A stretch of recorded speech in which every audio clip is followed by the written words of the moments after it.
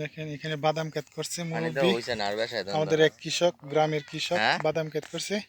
বাদাম ক্ষেতের এক সাইডে। আসসালামু আলাইকুম, ভালো আছেন? এখানে কি বুনতেছেন? নাইলেগুড়া এক পাশে বাদাম, পাট শাক পাট শাক। হ্যাঁ,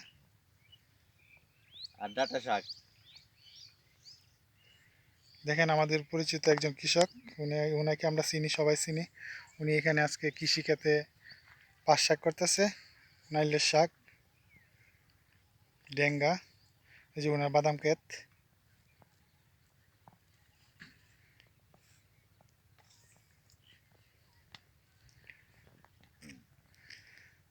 ওনার বাড়ি ফার্স্টিং রইল। ফার্স্টিং রোলের পুরো বিলটা আপনাদের দেখাবো আজকে। দেখেন এখানে পশ কৃষি হয়, শুধু পশ কৃষি আর পশ কৃষি। এই যে সবজি ওই ওই পাশে ধানের জমি। সবজি